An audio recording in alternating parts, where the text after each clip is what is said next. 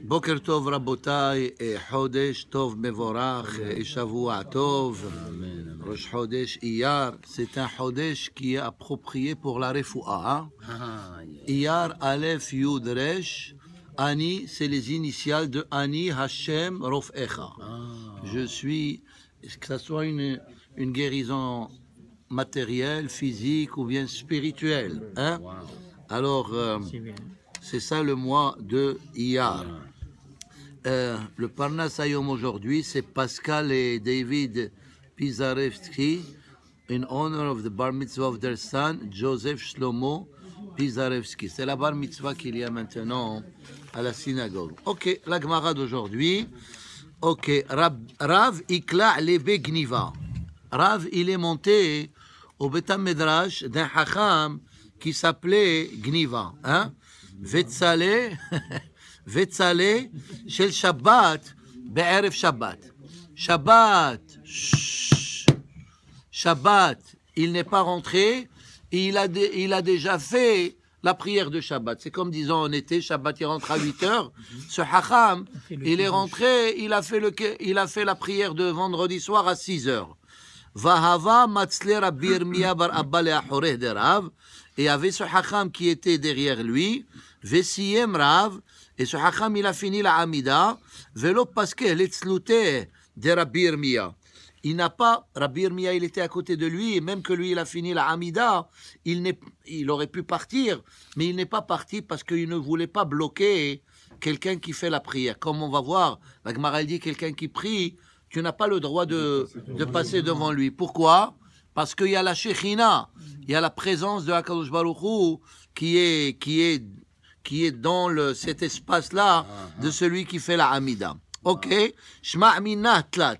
Maintenant, de cette histoire, on apprend 3 halachot. Des fois, les hachamim, ils voyaient un rabbin se comporter d'une manière, et par rapport à ça, ils déterminent si lui, il l'a fait, ça veut dire que c'est quelque chose à faire. Voilà. Ouais. Très bien. Élie, tu as compris. Bien, c'est bien. Très bien. Même que tu viens pas souvent, tu as compris. Shma Amina, on apprend de là.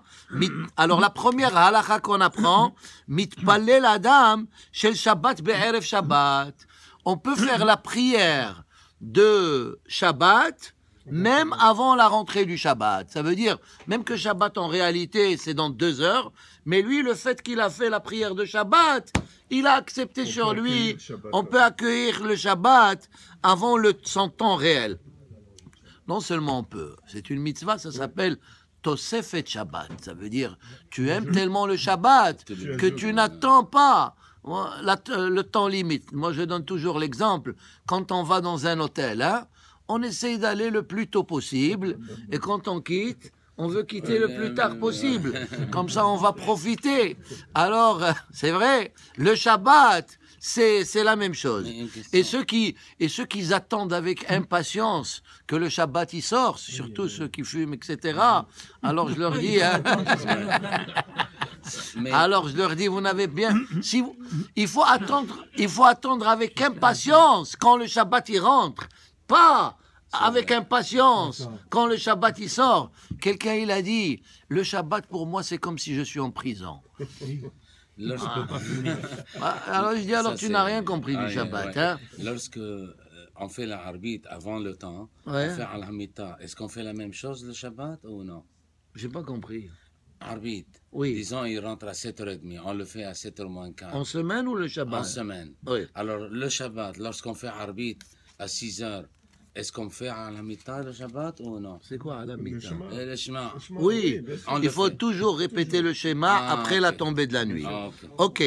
Alors, ça c'est la première halakha. Ça veut dire on peut prier la prière de Shabbat, même que Shabbat n'est pas encore entré. Ushma Mina, la deuxième halakha, mitpalel talmid le'achoreh rabo. Parce que ce rabbin qu'on a dit, il a été faire la prière de la Hamida, son rabbin qui était Rabbi Yirmiyah, il était avant lui, et lui, il a prié derrière lui. On apprend que tu peux prier derrière ton rabbin, parce qu'on va voir qu'il y a une discussion là-dessus. מתפלל אדם אחורי רבו. Et la troisième halakha, אסור לעבור כנגד המתפללים. Quelqu'un qui prie la Hamida, tu n'as pas le droit de passer devant lui en dedans de Arba Amot, 4 coudées, hein, parce que c'est comme si la Shekhina, c'est comme si moi je parle avec le roi, Akadosh Baruch Hu, et quelqu'un il vient et il coupe hein, entre les deux. Ou bien même si tu parles avec une autre personne, alors c'est pas kavod, alors c'est ça. Alors c'est ça, il faut. Alors on a appris, alors encore une fois, les 3 halachot, la première halakha, c'est qu'on peut prier la prière de Shabbat avant la rentrée de Shabbat. La deuxième halakha, on peut prier derrière son rabbin, et on va voir que ça c'est discutable.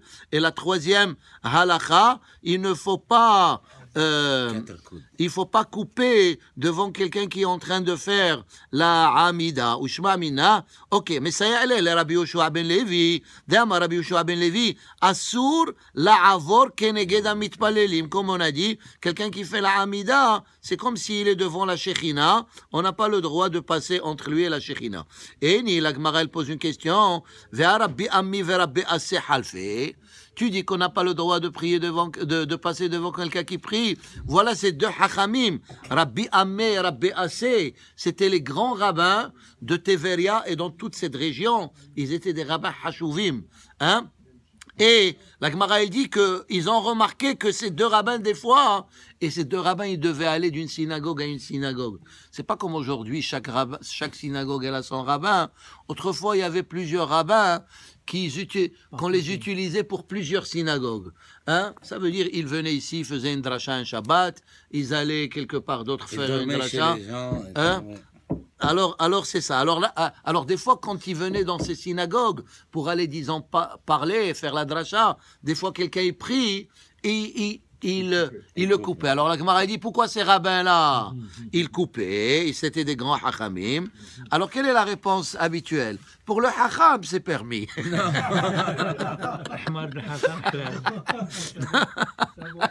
Mais non, la Gemara elle dit.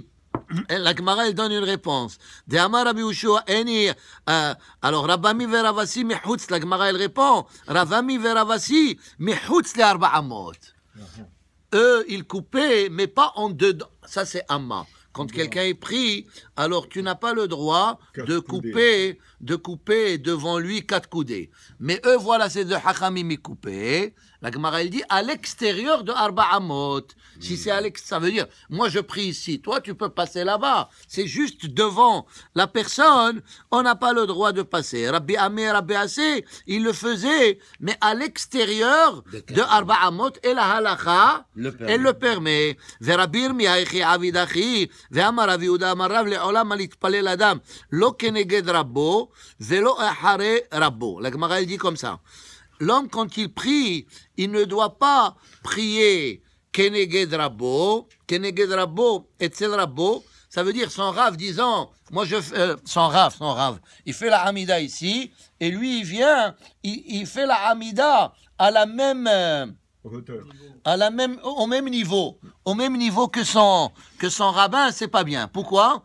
Parce qu'il montre comme s'il est à la hauteur de son rabbin. Alors il n'a pas le droit. Et, regardez qu'est-ce qu'il dit Rashi. Keneged Rabbo, Etzel Rabbo, Umar et il montre qu'il hem shavim. Comme si lui, il est ça veut dire il doit se retirer un peu en arrière pour montrer kavod. Si vous regardez des fois des grands hachamim, le rabbin il est au milieu et il y a 2 élèves, un à sa droite, un à sa gauche, ou deux rabbins, et ils sont pas exactement à son niveau.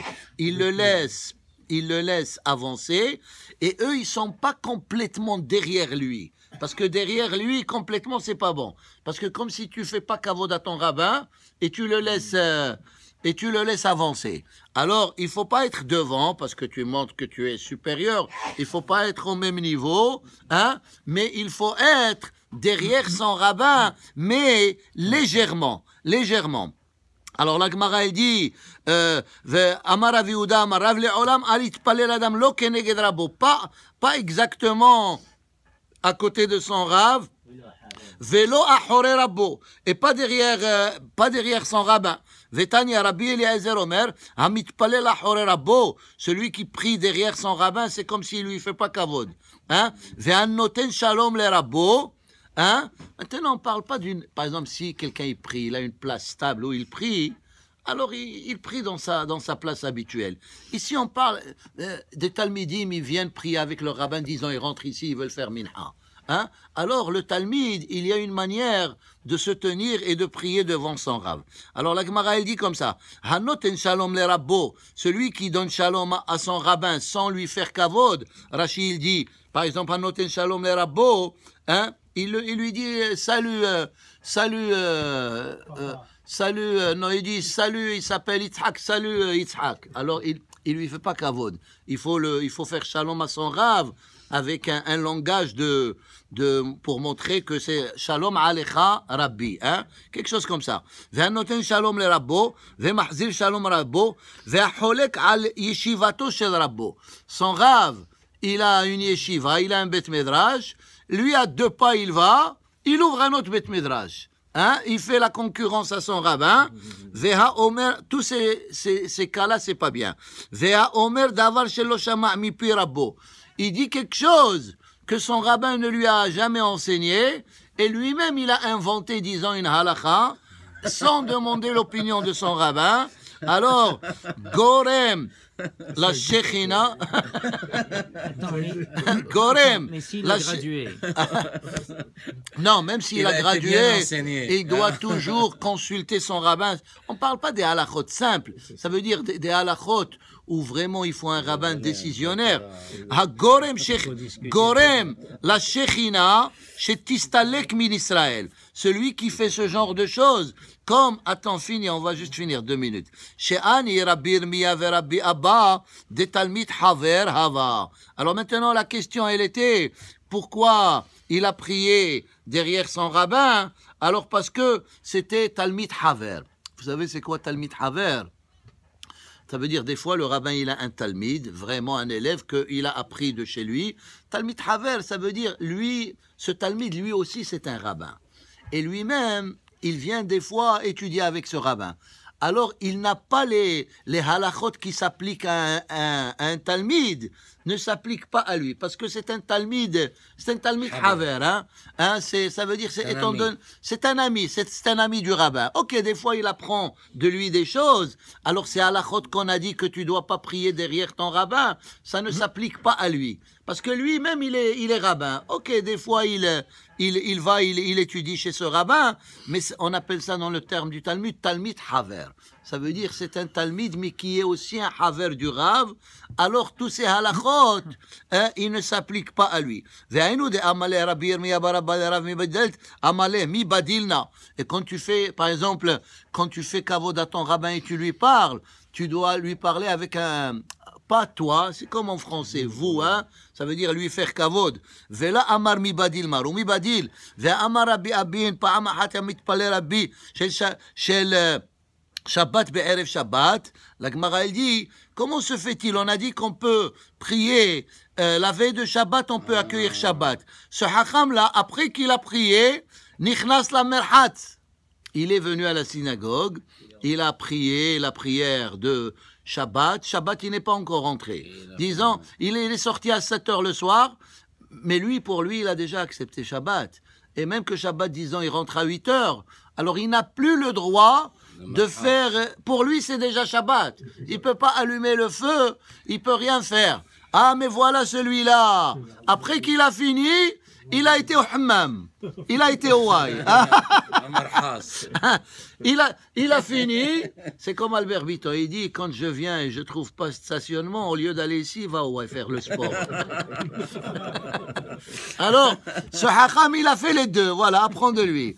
Il est venu prier, mais après, il a été au hammam. Mais sauf qu'il a été au hammam après qu'il a accepté le Shabbat. Vous savez, ici, chez nous, on accepte le Shabbat tôt. Hein? À 8h moins le quart déjà, on a fini, et Shabbat, il n'est même pas encore rentré. Alors, les gens, ils savent la halakha, que pour eux, Shabbat est déjà rentré. Et par exemple, même nos femmes, moi je dis à ma femme, on commence minha ici à 6h30, Pinha, c'est pas encore Shabbat. Même Shir HaShirim, c'est pas encore Shabbat. Mais à partir de Mizmor Shir Leyom HaShabbat, ça veut dire c'est à peu près ici quand on fait la prière. Voilà. C'est à peu près, je dis à ma femme, c'est à peu près 7h15. 7h15, même à la maison, même que Shabbat. Parce que la femme, elle suit son mari. Ça veut dire, si son mari, parce que tu peux pas accepter toi Shabbat, et ta femme, elle n'a pas accepté les Shabbat. C'est tarté de satré. Et comme tu peux pas téléphoner... Tu ne peux pas peser sur le gaz et les freins ונכנס למרחץ, ויצא ושנה לו פרקין ועדיין לא חשיכה. אמר רבה ההוא דנכנס, להזיע וקודם גזירה. Alors la Gemara, elle répond comme ça. Autrefois, dans le bain, il y avait 2 étapes. Ou bien, on va dire, il y avait 2 chambres. Il y avait une chambre qui était les hazia, ça veut dire où les gens, juste ils allaient pour transpirer, hein, enlever la sueur. Et après, il y avait une autre chambre qui est pour se laver. Donc, le sauna. Alors, c'est ça. Alors maintenant, la Gemara, elle dit qu'il y avait une période dans l'histoire où les rabbins, ils permettaient Shabbat d'aller au sauna, mais pas au hammam, hein. Ça veut dire, et pour eux, c'était permis, parce que c'est comme si c'est kavod Shabbat. Tu vas, tu transpires, mais moi, ce que je comprends pas, si tu... Non, mais si tu... as besoin de te laver. Alors voilà, mais ils ont vu, alors voilà, Hachamim, parce que des fois, Hachamim, ils connaissaient pas le système. Alors, ils disaient aux gens, vous pouvez aller transpirer, mais pas vous laver. Mais les gens, qu'est-ce qu'ils faisaient? Après qu'ils transpiraient, ils allaient se laver. Après, Hachamim, ils ont dit, ni se laver, ni transpirer. Alors, la Gemara, elle dit, Vekodem gezera. Avant que Hachamim, ils ont interdit de faire d'aller transpirer. On continue le Zohar et on fait le Kaddish. Ok, Vaidaber Hashem el Moshe lemor, daber kol adat bnei Israël, ve'amart aleim kedoshim tiyu, ki kadosh ani Hashem Elokechem. Alors, il y a une mitzvah dans la paracha de cette semaine, une mitzvah très importante. Quelle est cette mitzvah? Kedoshim tiyu. Ça veut dire, nous devons, Rashi dit, c'est quoi Kedoshim tiyu? Kadesh atzmecha bemutar lach. Ça veut dire qu'un juif, il ne doit pas faire tout ce que les autres ils font. Par rapport à notre nourriture, nous devons être différents. Qu'est-ce qu'on mange? Par rapport à ce que nous buvons, par rapport à notre comportement. Ça veut dire Kedoshim tiyu. Nous devons être à un niveau différent des autres et à un niveau supérieur. C'est ça Kedoshim. Ça veut dire on est différent, mais à un niveau supérieur. C'est ça Kedoshim tiyu. C'est pour ça que Rashi dit, Vaidaber Hashem, il a dit à Moshe de parler à toute la communauté. Parce que cette parashat Kedoshim que nous allons lire ce Shabbat, la Gemara elle dit, Goufé Torah Teluyimba.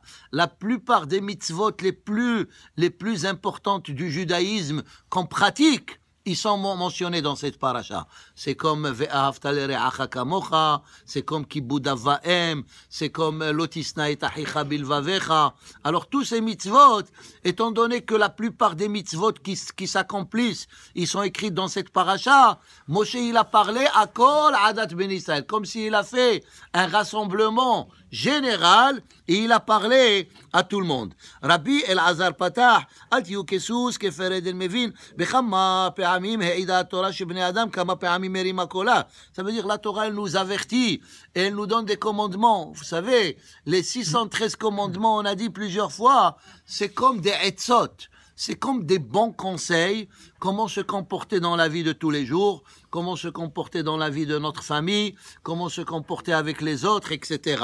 Alors, tous ces mitzvot, c'est des etzot. C'est un manuel comment affronter les problèmes les problèmes de ce monde. Ça veut dire, on a ce cadeau précieux qui est la Torah, qui nous donne des conseils, mais les gens, ils ne le suivent pas. etc. כי התורה מעידה ומי האיסור פתי מהו חסר כי מי שאינו עוסק בתורה. Alors tout celui qui ne suit pas les commandements de la Torah, en bo emuna. Alors ça veut dire, là, il n'a pas la foi en Akadosh Baruch Hu. Veu pagum. Et il a comme un défaut spirituel. Hay tzarich omralo, ki dichtiv omra el sarai. Ma hu amra le sheba lichlol, ולהוסיף התורה שלמעלה, שגם היא נקראת אותו חסר לב פגום. כי כך למדנו, parce que comme on a dit, hein, restez encore 5 minutes, ok? On fait Kaddish. כי כך למדנו, כל מי שאינו עוסק בתורה, écoutez ça, tout celui qui ne suit pas le chemin de la Torah, אסור להתקרב אצלו, il faut s'éloigner de lui. Hein? להשתתף עמו, ou bien de s'associer avec lui. ולעשות עמו מסחר. וכל שכן, ça veut dire celui qui n'est pas ben Adam, hein? Celui qui n'a pas les valeurs de la Torah. Alors c'est des gens qu'il ne faut pas s'éloigner. Comme c'est marqué dans Perkei Avot, הרחק משכן רע. ואל תתחבר לרשע, כי אין בו אמונה. ולמדנו, כל אדם שהולך בדרך ואין עמו דברי תורה, même quand on marche, il faut toujours penser à des paroles de דברי תורה. Comme on dit dans le schéma, ובלכתך בדרך. Hein? Vous savez qu'il y a une application qui s'appelle ובלכתך בדרך, et il y a là-bas tous les livres de la Torah que vous voulez, ils sont marqués là-bas. Où est-ce qu'elle est? Regardez. Ça s'appelle Ublech Baderech.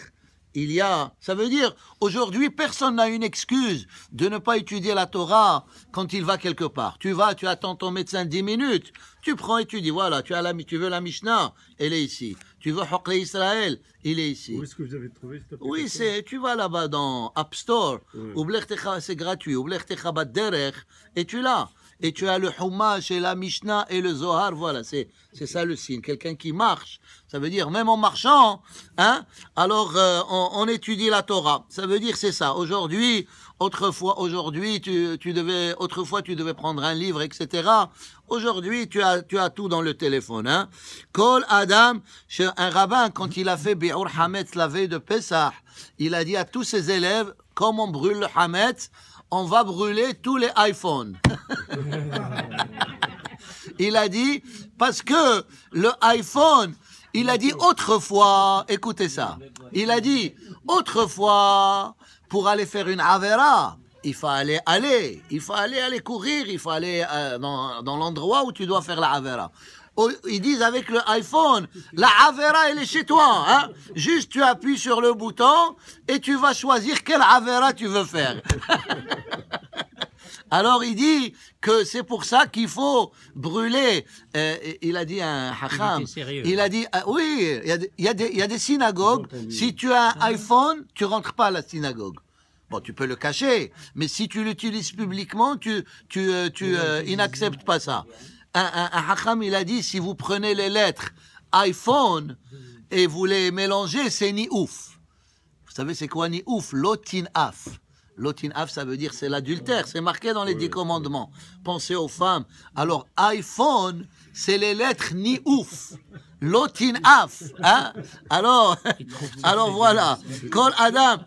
Mais quoi? Mais c'est vrai. Est-ce que c'est vrai ou pas? Aujourd'hui, un enfant de 13 ans, il peut avoir accès à des choses que normalement... Hein? On a eu des problèmes. Voilà, regarde un directeur. Les élèves avaient maintenant des iPads. Oui. Et puis, comment gérer un iPad dans une salle de classe? Quand tu ne sais pas comment les adolescents vont aller, où est-ce qu'ils vont? Et je ne vais pas vous raconter des histoires. Et il a fallu, à un moment donné, qu'on établisse un système pour éviter que les étudiants aillent sur des sites interdits pendant un cours de sciences ou de mathématiques. C'est un problème. Alors c'est ça. C'est pour ça qu'il y a maintenant, ils appellent ça, tu as un iPhone mais avec un tampon cachère. Il faut qu'il y ait comme, hein, c'est ça, en Israël, il y a. Ça veut dire où tu ne peux pas avoir accès à certaines choses. C'est ça.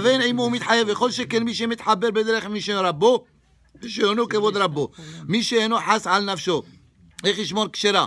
Alors c'est ça, פתמה אני על הדור, כבר נאמר, ועל כן כתוב, אל תהיו כסוס כפרד, אין מבין. אשריהם הצדיקים העוסקים בתורה. Heureux les tzadikim qui viennent et suivent le chemin de la Torah. Comme on a dit, les 613 commandements sont des 613 précieux conseils. La Torah, c'est comme si tu achètes une machine et tu as le manuel, comment faire fonctionner la machine. Alors, le manuel pour que l'être humain il puisse vivre dans une bonne vie dans ce monde, c'est la Torah. Et quand on fait des mitzvot, on devient kadosh. C'est ça le début de la paracha. Kedoshim tiyu, venimtsaim kedoshim. Umishum ze moshchim ruach, ubnehem kulam, venikraim bnei hamelech, banim kedoshim. Baruch Adonai le'olam. Amen ve'amen. Rabbi Hamen HaKadosh Omer, Zachush Baruch Zakot Israël, לפיכך יברא להם שמע מצוות כי יגדיל תורה ויאדיר, יתגדל